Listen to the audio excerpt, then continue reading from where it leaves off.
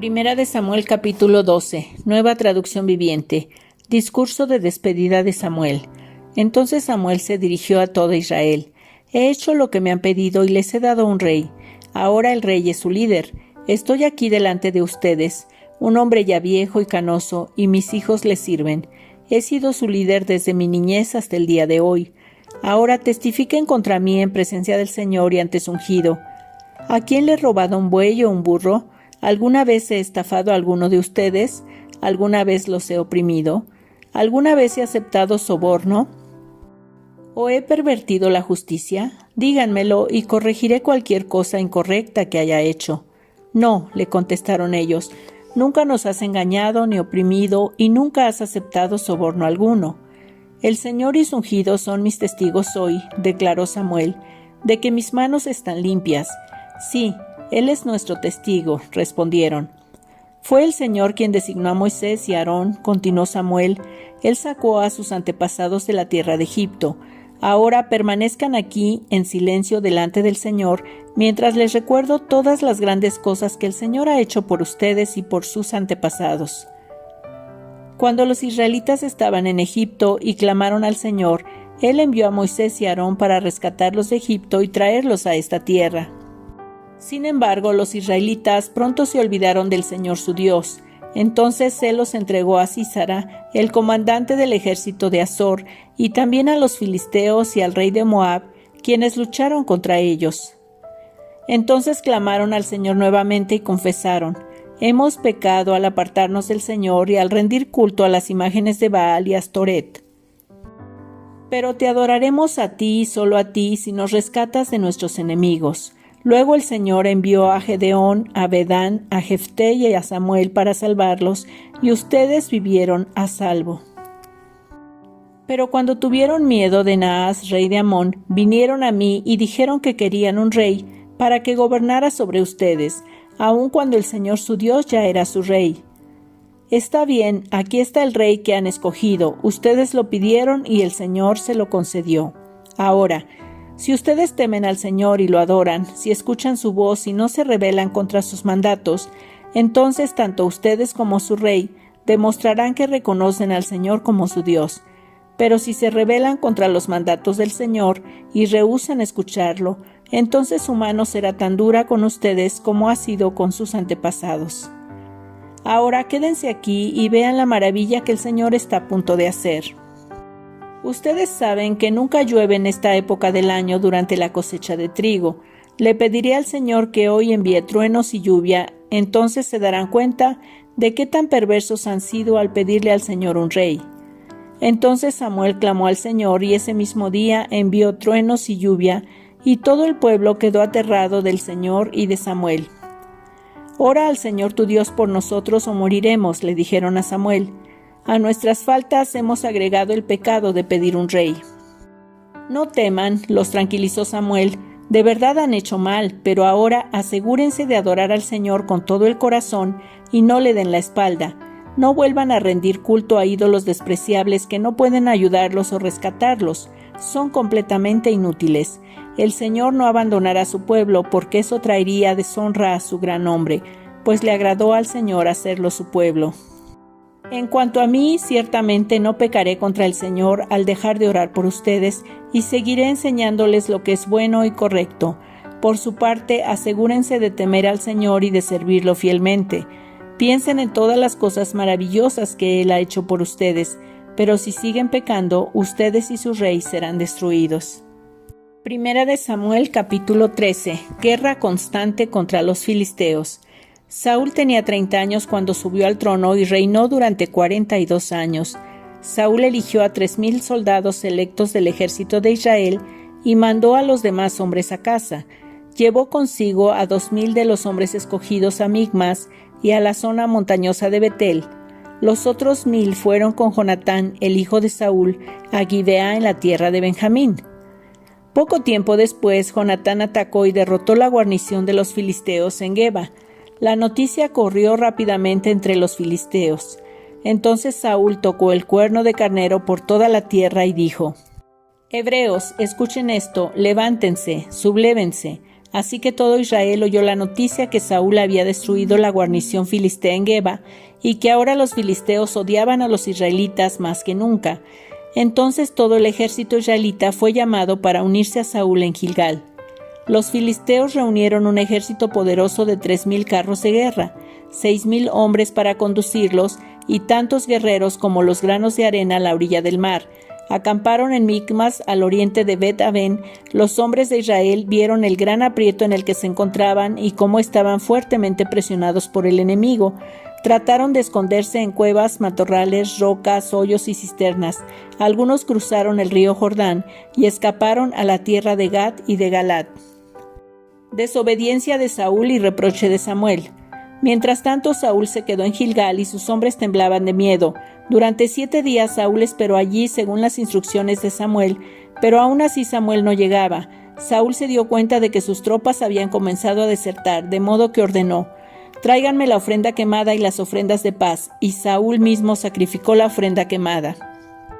Precisamente cuando Saúl terminaba de sacrificar la ofrenda quemada, llegó Samuel. Saúl salió a recibirlo, pero Samuel preguntó: «¿Qué has hecho?». Saúl le contestó: «Vi que mis hombres me abandonaban y que tú no llegabas cuando prometiste y que los filisteos ya están en Micmas listos para la batalla, así que dije: los filisteos están listos para marchar contra nosotros en Gilgal y yo ni siquiera he pedido ayuda al Señor, de manera que me vi obligado a ofrecer yo mismo la ofrenda quemada antes de que tú llegaras». «¡Qué tontería!», exclamó Samuel. «No obedeciste al mandato que te dio el Señor tu Dios. Si lo hubieras obedecido, el Señor habría establecido tu reinado sobre Israel para siempre. Pero ahora tu reino tiene que terminar, porque el Señor ha buscado a un hombre conforme a su propio corazón. El Señor ya lo ha nombrado para ser líder de su pueblo, porque tú no obedeciste el mandato del Señor». Desventaja militar de Israel. Después Samuel salió de Gilgal y siguió su camino, pero el resto de las tropas fue con Saúl a encontrarse con el ejército. De Gilgal subieron a Gibea en la tierra de Benjamín. Cuando Saúl contó los hombres que todavía estaban con él, descubrió que solo quedaban 600. Saúl, Jonatán y las tropas acampaban en Geba, en la tierra de Benjamín, mientras que los filisteos levantaron su campamento en Micmas. 3 destacamentos de asalto pronto salieron del campamento de los filisteos. Uno fue al norte, hacia Ofra, en la tierra de Sual. Otro fue al occidente, a Bet-Horón, y el tercero avanzó hacia la frontera sobre el valle de Seboim, cerca del desierto.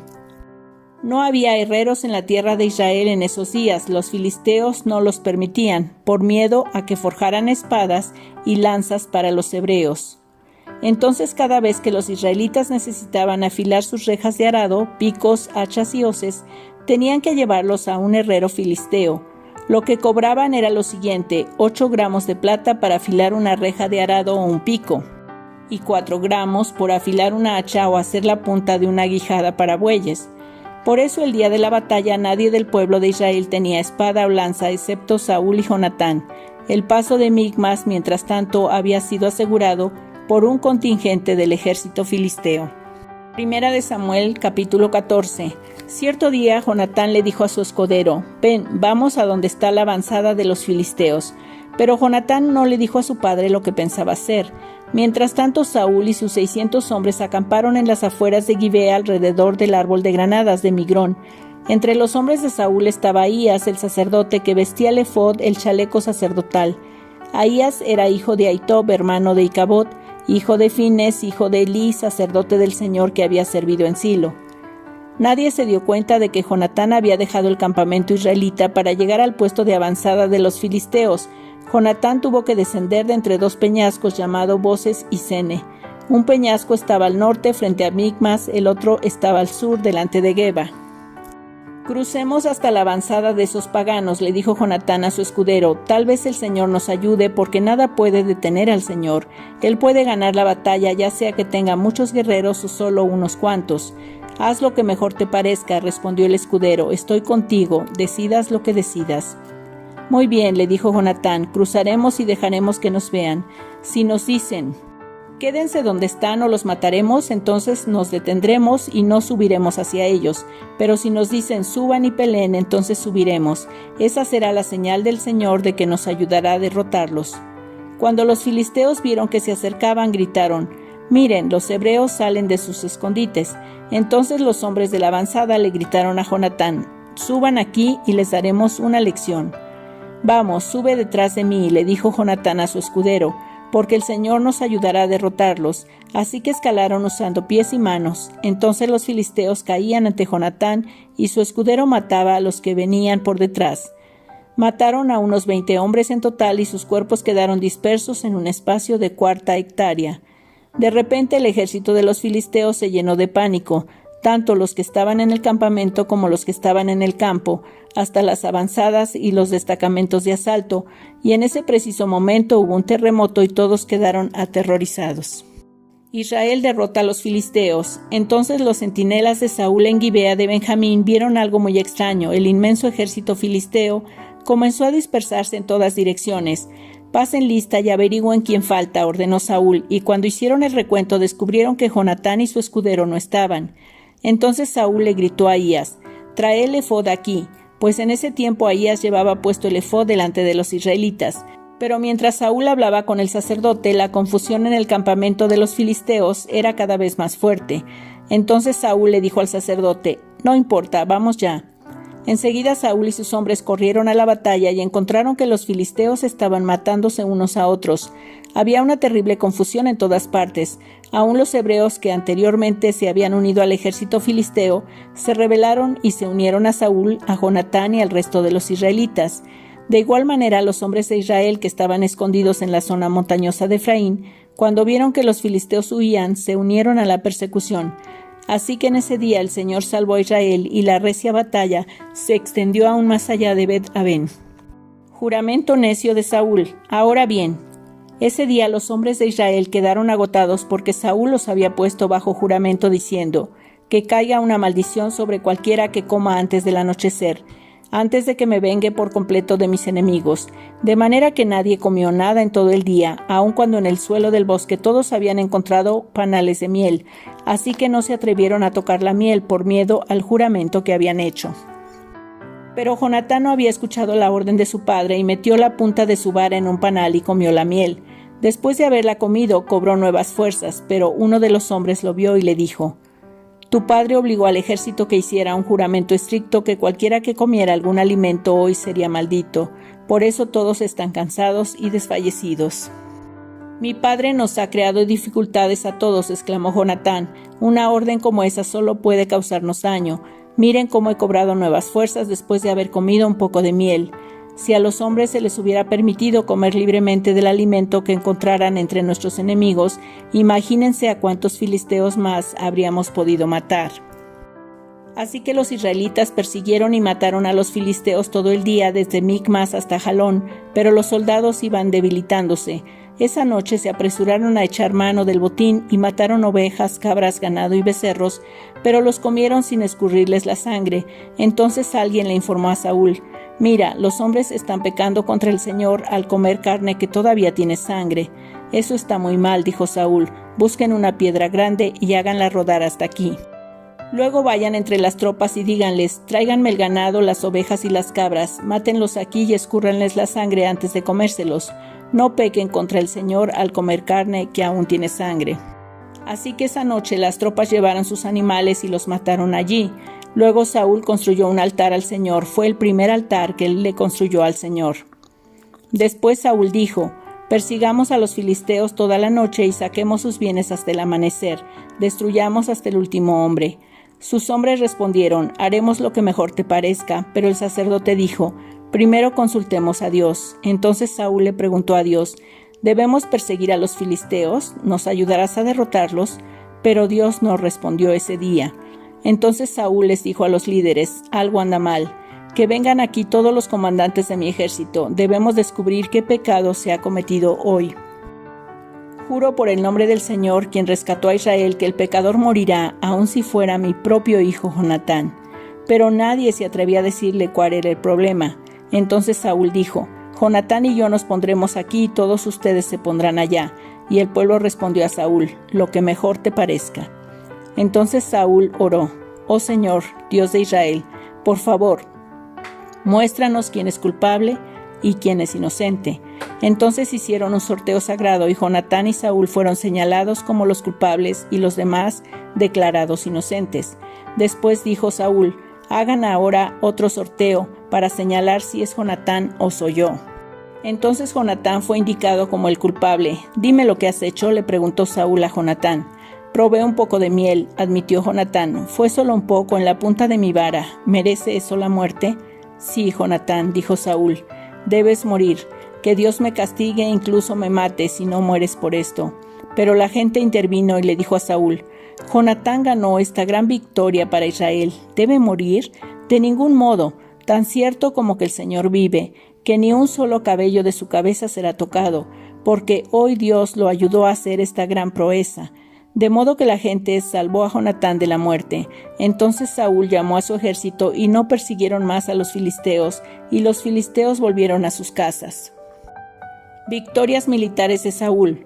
Cuando Saúl aseguró su posición de rey sobre Israel, peleó contra sus enemigos en todas las direcciones, contra Moab, Amón, Edom, los reyes de Soba y los filisteos, y dondequiera que iba obtenía la victoria. Realizó grandes proezas y conquistó a los amalecitas, y así salvó a Israel de todos aquellos que lo habían saqueado. Los hijos de Saúl eran Jonatán, Isboset y Malquisúa. También tuvo 2 hijas, Merab, la mayor, y Mical. La esposa de Saúl era Ahinoam, la hija de Ahimaas. El comandante del ejército de Saúl era Abner, hijo de Ner, tío de Saúl. Cis, el padre de Saúl, y Ner, el padre de Abner, eran hijos de Abiel. Los israelitas pelearon constantemente con los filisteos durante toda la vida de Saúl, así que cada vez que Saúl veía a un joven fuerte y valiente, lo reclutaba en su ejército. Lucas capítulo 20, nueva traducción viviente, desafían la autoridad de Jesús. Cierto día, mientras Jesús enseñaba a la gente y predicaba la buena noticia en el templo, los principales sacerdotes, los maestros de la ley religiosa y los ancianos se le acercaron. ¿Con qué autoridad haces todas estas cosas?, le reclamaron. ¿Quién te dio el derecho? Primero, déjenme hacerles una pregunta, les respondió él. ¿La autoridad de Juan para bautizar provenía del cielo o era meramente humana? Ellos discutieron el asunto unos con otros. Si decimos que provenía del cielo, preguntará por qué nosotros no le creímos a Juan. Pero si decimos que era meramente humana, la gente nos apedreará, porque están convencidos de que Juan era un profeta. Entonces finalmente contestaron que no sabían. Jesús respondió: entonces yo tampoco les diré con qué autoridad hago estas cosas. Parábola de los agricultores malvados. Jesús se dirigió nuevamente a la gente y les contó la siguiente historia. Un hombre plantó un viñedo, lo alquiló a unos agricultores arrendatarios y se mudó a vivir a otro país por varios años. Llegado el tiempo de la cosecha de la uva, envió a uno de sus siervos para recoger su parte de la cosecha, pero los agricultores atacaron al siervo, le dieron una paliza y lo mandaron de regreso con las manos vacías. Así que el dueño envió a otro siervo, pero a este también lo insultaron. Le dieron una paliza y lo despacharon con las manos vacías. Entonces envió a un tercer hombre, a quien lastimaron y echaron a patadas. ¿Qué haré?, se preguntó el dueño. Ya sé, enviaré a mi querido hijo. Sin duda, a él lo respetarán. Sin embargo, cuando los agricultores vieron al hijo, se dijeron unos a otros: aquí viene el heredero de esta propiedad. Matémoslo y nos quedaremos con la propiedad. Entonces lo arrastraron fuera del viñedo y lo asesinaron. ¿Qué creen ustedes que hará con ellos el dueño del viñedo?, preguntó Jesús. Les diré: irá y matará a esos agricultores y alquilará el viñedo a otros. Qué terrible que suceda algo así, protestaron los oyentes. Jesús los miró y les dijo: entonces, ¿a qué se refiere la siguiente escritura? La piedra que los constructores rechazaron ahora se ha convertido en la piedra principal. Todo el que tropiece con esa piedra se hará pedazos, y la piedra aplastará a quienes les caiga encima. Los maestros de la ley religiosa y principales sacerdotes querían arrestar a Jesús en ese mismo momento, porque se dieron cuenta de que contaba esa historia en contra de ellos, pues ellos eran los agricultores malvados, pero tenían miedo de la reacción de la gente. Los impuestos para el César. Esperando su oportunidad, los líderes mandaron espías que se hicieron pasar por hombres sinceros. Trataban de hacer que Jesús dijera algo que pudieran informar al gobernador de Roma para que lo arrestara. Maestro, le dijeron, sabemos que dices y enseñas lo que es correcto y no te dejas influir por los que piensan otros. Enseñas con verdad el camino de Dios. Ahora dinos, ¿es correcto que paguemos impuestos al César o no? Jesús se dio cuenta de la trampa y dijo, muéstrenme una moneda romana. ¿A quién pertenecen la imagen y el título grabados en la moneda? Al César, contestaron. Bien, dijo, entonces den al César lo que pertenece al César y den a Dios lo que pertenece a Dios. Así que no pudieron atraparlo por lo que decía en público. En cambio, quedaron asombrados de su respuesta y se callaron. Discusión acerca de la resurrección. Después se acercaron a Jesús algunos saduceos, líderes religiosos, que dicen que no hay resurrección de los muertos. Le plantearon la siguiente pregunta. Maestro, Moisés nos dio una ley que dice que si un hombre muere y deja a una esposa sin haber tenido hijos, su hermano debe casarse con la viuda y darle un hijo para que el nombre del hermano continúe. Ahora bien, supongamos que había 7 hermanos, el mayor se casó y murió sin dejar hijos. Entonces el segundo hermano se casó con la viuda, pero él también murió. Luego el tercer hermano se casó con ella, lo mismo sucedió con los 7, quienes murieron sin dejar hijos. Por último la mujer también murió. Entonces dinos, ¿de quién será esposa en la resurrección? Pues los 7 estuvieron casados con ella. Jesús respondió, el matrimonio es para las personas aquí en la tierra, pero en el mundo que vendrá, los que sean dignos de ser levantados de los muertos no se casarán ni se darán en casamiento, ni volverán a morir. En este sentido serán como ángeles, ellos son hijos de Dios e hijos de la resurrección. Ahora bien, en cuanto a si los muertos resucitarán, hasta Moisés demostró esto cuando escribió acerca de la zarza ardiente. Muchos después de que Abraham, Isaac y Jacob murieron, él se refirió al Señor como el Dios de Abraham, el Dios de Isaac y el Dios de Jacob. Por lo tanto, Él es Dios de los que están vivos, no de los muertos, porque todos están vivos para Él. Bien dicho, maestro, comentaron algunos de los maestros de la ley religiosa que estaban allí, y después nadie se atrevió a hacerle más preguntas. ¿De quién es hijo el Mesías? Entonces Jesús les planteó una pregunta. ¿Cómo es que se dice que el Mesías es hijo de David? Pues David mismo escribió en el libro de los Salmos, el Señor le dijo a mi Señor, siéntate en el lugar de honor a mi derecha, hasta que humille a tus enemigos y los ponga por debajo de tus pies. Si David llamó al Mesías Señor, ¿cómo es posible que el Mesías sea su hijo? Entonces, mientras la multitud escuchaba, se dirigió a sus discípulos y les dijo, cuídense de los maestros de la ley religiosa, pues les gusta pavonearse en túnicas largas y sueltas y les encanta recibir saludos respetuosos cuando caminan por las plazas y cómo les encanta ocupar los asientos de honor en las sinagogas y sentarse a la mesa principal en los banquetes. Sin embargo, estafan descaradamente a las viudas para apoderarse de sus propiedades y luego pretenden ser piadosos haciendo largas oraciones en público. Por eso serán castigados con severidad.